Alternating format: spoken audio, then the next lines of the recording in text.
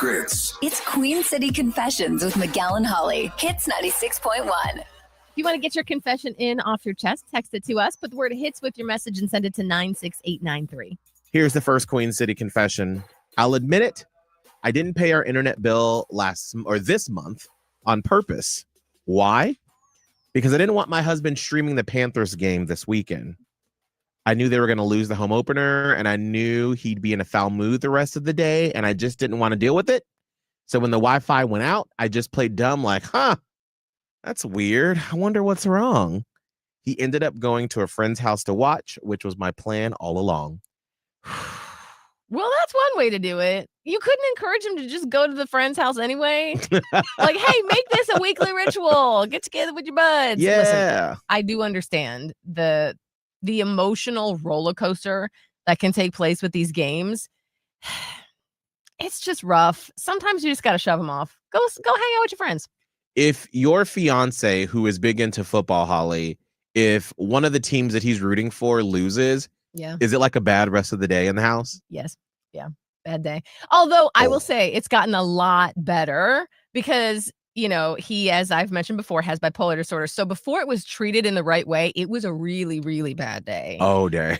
But now he's properly medicated. So he's like, I'm going to take a shower, or he'll have like one of his adult gummies or whatever. And then he's like, life's not that bad. It's fine.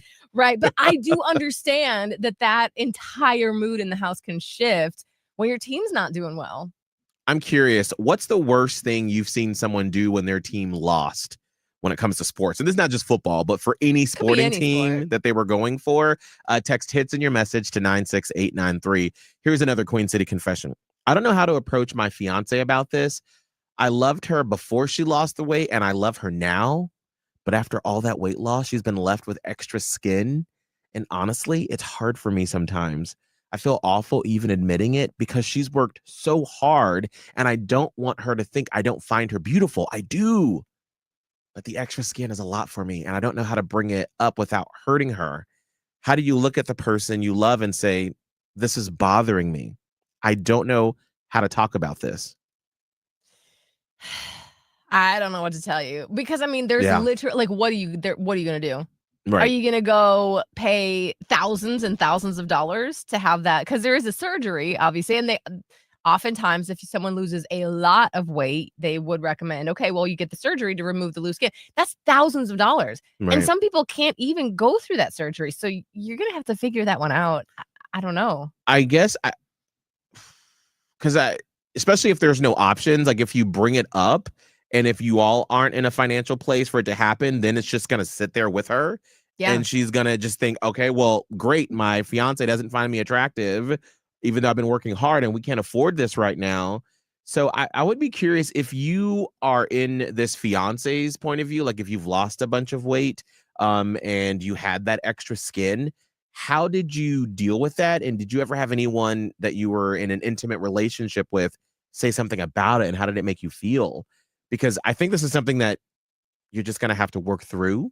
I know. I think this is on you because if you can't figure out a way to look past and see the beauty within truly, then that is a you problem, not your fiance's problem. Because I think that's a great point too. Listen, our bodies change, and the longer you're with someone, it's going to change. And there are things that as you get older, you just can't change. That's you have why to deal you with can't it. fall in love with a person's looks. Right. You just can't, like, you can be attracted to person's looks or whatever, but you got to dig deep and find what it is you truly love about that person. That's not their body. But if you've been in that situation before, I'd love to hear how you handled it. 1-844-HIT-961. 1-844-448-7961. Or text us, put the word hits with your message and send it to 96893. Here's the last Queen City confession. Yesterday, I was home having a quiet Sunday, just reading, enjoying the peace, when suddenly I hear my neighbors going at it.